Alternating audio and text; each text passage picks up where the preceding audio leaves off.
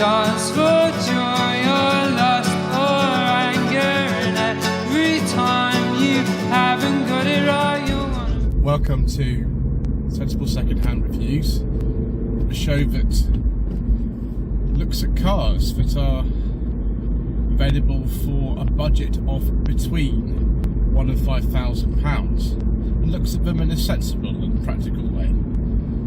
This is a 2015 Mini Cooper 1.5 hatch, known as the F56 model. But is it any good? Should you care? Oh, let's find out, shall we?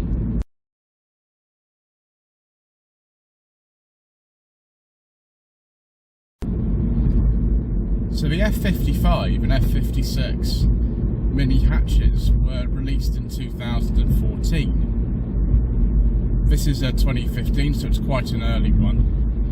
And from the beginning of this generation of Mini, the engines were designated in a really strange way. The sort of engine power outputs were defined by names. So the one first had a 75 horsepower engine. The normal one, or one classic, which is I think the later trim level for these, was a 101 horsepower engine. This Cooper is a 134 brake horsepower engine, and then the Cooper S was a 178 brake horsepower engine. It's quite odd, but you do sort of get used to it. So this is a 1.5 litre 3-cylinder engine. The one first and the one were initially available with a 1.2 engine, developing either 74 or 101 brake horsepower. I might have 75 just now, but it's 74. And then actually in 2018, that 1.2 engine was discontinued, and the one got this 1.5 engine that just powered down to the same 101 brake horsepower. I have actually read in one particular place that a 1.2 and 1.5 101 brake horsepower engines were available at the same time. I don't think that's the case. I think the 1.5 with 101 brake horsepower came in 2018 with a facelift of this car. Above the 178 brake horsepower 2-litre engine that was available in the Cooper S was actually a 210 brake horsepower engine, which was available in some of the special edition ones, like the I think it was called the Challenge 210. Above that, there was an even more powerful engine available in the Cooper S John Cooper Works with 228 brake horsepower, and then there was the completely and utterly insane 302 brake horsepower John Cooper Works GP2 edition, which I have actually driven on the channel back in 2021 with the firmest ride ever known to man. And in some ways I enjoyed it, in some ways I didn't. There were also, of course, some diesels available, but as usual, due to controversial government legislation and all kinds of other reasons, we don't talk about diesels on this channel. What we do talk about is the way that this car drives, which is remarkably nice, actually. Minis have always been known for the strength of their handling, and this is no exception. The thing I'm finding annoying, though, is these ridiculous one-touch indicators, which BMW, of course, who've owned the Mini brand since the year sort of 95 in a way, because that's when they really came into the Rover Group, but they've owned the brand Mini separately since 2000. They insisted on fitting system cars at this time, and I don't like them at all. Absolutely not. I do ever like this 6-speed manual gearbox. I think this is quite nice. A lot of Minis these days are automatic, of course, so that you can get automatics of anything up and the one power output of the engine upwards, really. And this seems pretty good. This car's done 83,000 miles, sorry, 83,000 miles, and doesn't feel too bad actually, because the gearbox still feels quite tight. And the ride actually isn't nearly as firm as I'd expect on something like a Cooper. It's actually okay. One thing I am not enjoying though, as well, as the ones I've indicated, is the position of the pedals. The pedals are really far offset to the right hand side for some really weird reason. I mean, I know the original Mini. I have driven a couple of those. I did have strange pedals, but there's no way to replicate that feature of it in one car. But yeah, the steering's quite light. There is a green mode and there is a sport mode. This green mode to power the engine down a little bit, and I get an economy meter. If I put it in the sport mode, then you know things go all red, and it becomes a lot more, shall we say, interesting. But I'm going to put it back in the green mode because that's the way that I drive most of the time.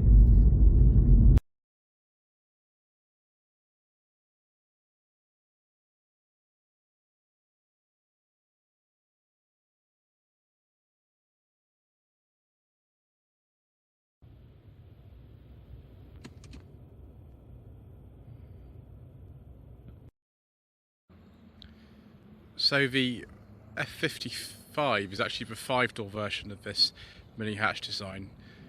The F56 is this 3-door, and the F57 is the convertible version. The boot on these is quite small. It's under 200 litres. Obviously it's better than some of the other mini generations have been. So is that plate going to stay there? Good. Right. But you know, it's not really big enough for a family's holiday away. Just see if we reach right down to the bottom, if there's anywhere that we can get to a spare wheel. No. The answer's no. I don't know if in the electric version of these that you can get, which has the sort of similar drivetrain to the BMW i3, whether that reduces the boot space further, but certainly not the most suitable as a family car. Probably want the Club and other countrymen from that, don't you? I think the design of these is quite handsome. The later ones, after the facelift that was in 2018, you could actually get with some Union Jack rear lights, which you know were very controversial. I don't think it was standard. I think that was you know, like an option. But yeah, it looks fine as it is in my opinion. I'm not so keen on black wheels on cars really, but this does look quite good with the black bonnet stripes and the black roof as well. Apologies for the lighting, by the way, viewers. It's a little bit bright today where we are. Certainly very purposeful from the front. The one trim has actually been discontinued now. You could get it until about 2021, but it's now been removed from the range. This is actually, bizarrely, the base model. Although there are other bits on top of Cooper. You can get like Cooper Classic and all sorts of other trims, and this car's actually got the chili pack on it as well. There's so many option packs with these minis. It's ridiculous. There's about 10. I think that's why they're starting to introduce some trim levels as well, so it gets really confusing. You can have cars that have the chili pack and the John Cooper Works pack. John Cooper Works is a specification for the engine as well as an option pack. It's all so confusing with these cars. Those of you who are into minis, I'm not particularly familiar with them, so I wouldn't be able to tell you too much about them, but will be able to tell me, you know, exactly which are the right packs to get for something like this this Mini Cooper. So yeah, styling's very much reminiscent of the original R50, which came out in 2001. Obviously, that's based on, you know, a larger version of the styling of the original classic Mini from '59. So inside here, actually got the iDrive system that just came. It's actually up saying it was turned off if I don't to start the engine soon. Let's see if we can turn that back on. There we go, we've got the radio turned off in this. Most of the controls for this system are actually down here, which is probably quite sensible, to be honest. So if I press the menu button down here, it brings up sort of thing, so we can twist this rotary control here. It's not a touch screen. I think on the later facelifted cars you do get a larger screen. This is very small actually, this. So settings and vehicle information. So if we press down on the controller, we can actually look at the owner's handbook. That's quite a useful thing, isn't it? You can search in there. There's also a back button down here, which I'm going to use. So yeah, you can actually not have to sort of start stabbing away at the screen. You can just control it from here. Although you do have to flick your eyes down and to the left to actually do that. So we'll see here many connected services. We haven't got Android Auto, Apple CarPlay, contacts, which is good.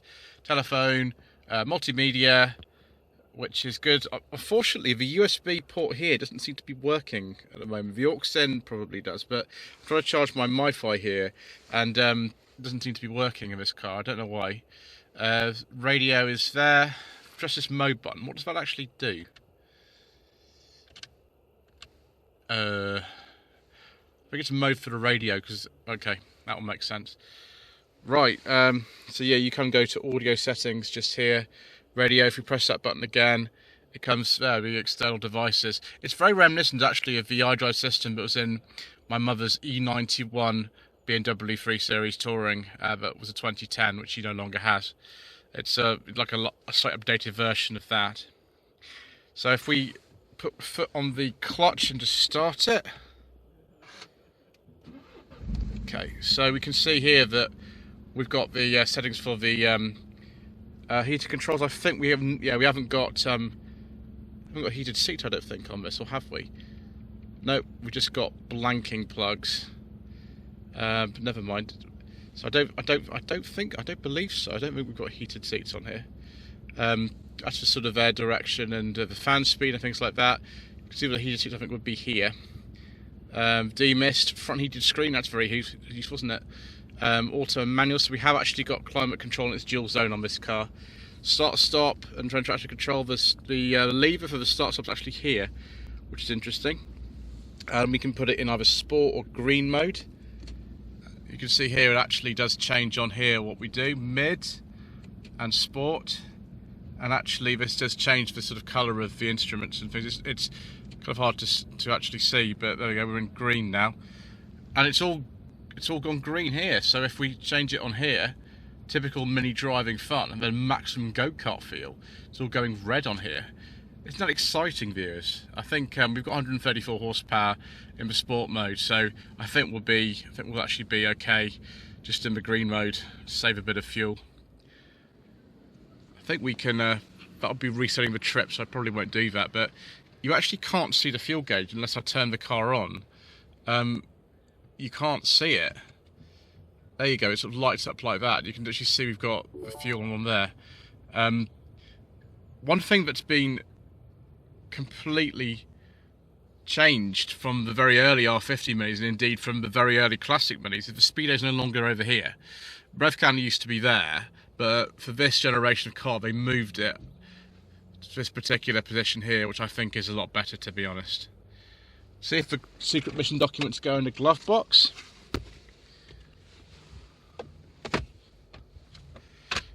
Yes, they do. Isn't that amazing? In a little car like this. Though really, it's not that little, is it, these days? Door pockets, though, are absolutely tiny. That's not very good, is it, viewers? One really weird thing about this car is the mirror controls are actually on the door handle on the inside, which is very odd. We've got, I think it's a BMW mirror switch and some electric mirror switches. Only got two of them because it's only a 3-door. And then the automatic lights are on here, and the fog lights are these tiny little buttons here, which is very strange. Got more buttons on this steering wheel. See, the steering wheel's not too worn for a car that's done 83,000 miles. And the nasty one-touch indicator I don't like. At least you can put the light wipers on automatic, so you don't have to fiddle with those either, which is good. Yeah, phone controls, cruise control, all that sort of lovely stuff. Right, I'm going to get in the back, aren't I? Okay, viewers, this is not going to be good. Oh dear. Oh.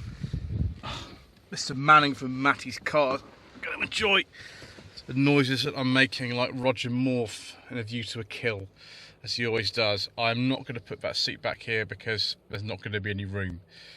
Adjustable lumbar support in this car, that's good. Drive around passenger. Only 4 seats at the back, you'd expect that really. Isofix in here on both sides. Cup holder for both of them, and a little sort of clip there to put the seatbelt in the right place. I think they'll use it like that. There we go. If you were folding down the rear seats, which you might do because the boot is so small and the rear seats are so useless. Yeah, it looks quite nice in here actually. Okay, let's have a look under the bonnet, shall we? So here we are, viewers. It's the 1.5 3-cylinder BMW engine in this car, which develops 134 horsepower. And it's the twin power turbo. See how clean the underside is. The car does need a little bit of a sort of scrub on the outside because of this funny dust that's been happening, but under here it's very nice. Access doesn't look great, to be honest. Can't see the gearbox anywhere or anything like that, because it's just a little 3-cylinder. I'd maybe expect it to be a bit better, but you know, the R50 Minis from 2001 aren't exactly great either, so not anything unusual. As you can see, the whole of this front lifts up, including sort of area around the headlamps, to make access a little bit better. I'm sure that's very much appreciated. Right, I think it's time to go for another drive, yes.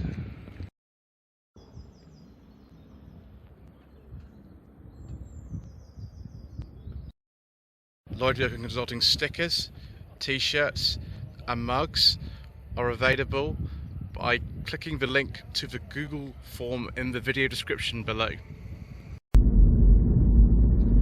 So compared with the Vauxhall Adam that I've also filmed for Sensible Secondhand Reviews today, how does this Mini Cooper feel?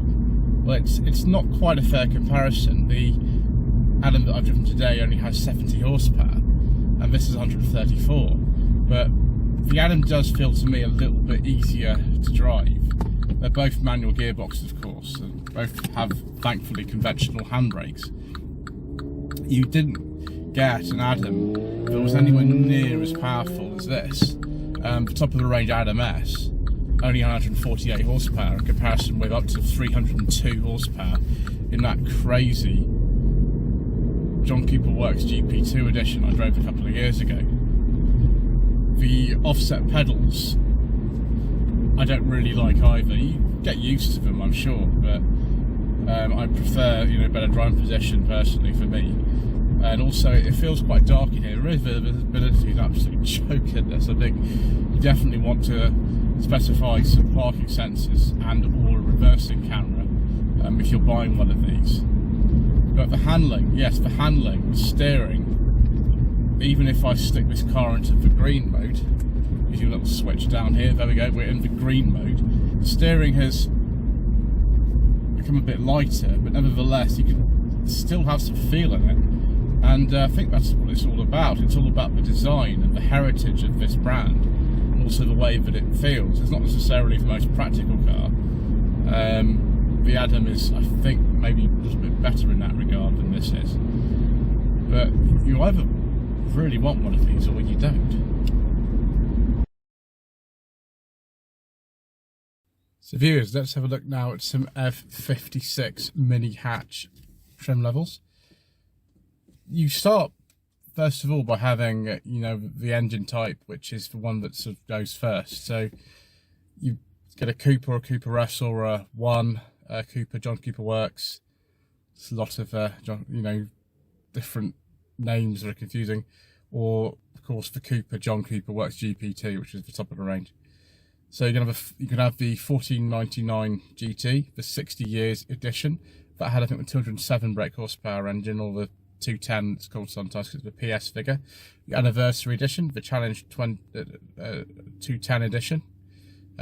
There's that confusing again. So yeah, Cooper Classic, Cooper Exclusive, Cooper Resolute Edition, the Cooper S Classic, the Cooper S Exclusive, the Cooper S Resolute Edition, the Cooper S7, the Cooper S Shadow Edition, the Cooper S Sport, the Cooper S Works 210, the Cooper 7, the Cooper Shadow Edition, the Cooper Sport, the Indian Summer Red, the normal John Cooper Works, and of course the John Cooper Works GP2, the 1 Classic, and then the Paddy Hopkirk Edition.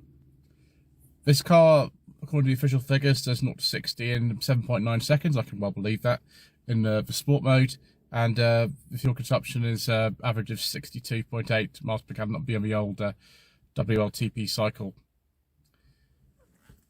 So viewers, is an F56 Mini something you should consider for your hard-earned budget of between £1,000 and £5,000 as a sensible daily car?